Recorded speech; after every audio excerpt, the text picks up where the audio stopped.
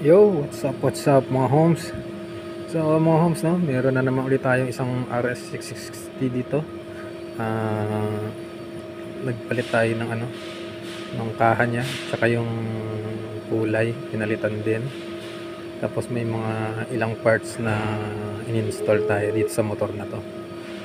So ayan siya mga homes, no. Bali pinapinturahan natin yung kaha niya ng matte black. So ayan siya, no. Lahat yan, all black lang siya lahat. Nagpalit lang na ito lahat yan. Yung tangke lang ang hindi pinalitan, pero yan, yung original na tangke niya pa rin. Tapos minat black lang. Itong upuan niya, fiber na rin yan, pati ito. Tapos ito na yan, legit na carbon fiber yan mga homies. So ayan pa, naka-carbon din. Itik check, hop, carbon lodi. Ayan siya. So ano nga ba mga homies ang kinabit natin dito? So itong motor na to, galing tong US. So dinala dito sa sa Kuwait. At gagamitin yata to dito sa sa racetrack. So ayan. Ano ba ang mga pinalitan natin dito mga homies? So dumating siya dito, naka full exhaust na siya na SC Project.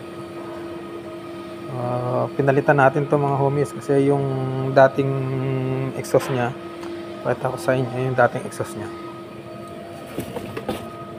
So ayan yung exhaust niya, no, ganyan yung nangyari, yupe, gas butas, no? Grabe, oh, parang dumaan sa grinder yung pagkatabas ng exhaust niya, oh. Hindi lang basta napunit, talagang sad-sad talaga siya. So ngayon ang ginawa natin mga homes, ito siya, no. Ayan. So simula dito sa dulo hanggang dito lang siya sa kalahati. Ayan, hanggang dyan lang yung pinalitan natin mga homies. Tapos ngayon naglagay na siya nito ng protection.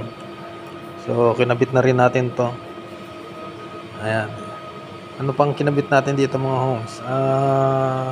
Eto, nagpalit tayo nito mga homes. Kasi yung isang isang piraso, pudpud na rin.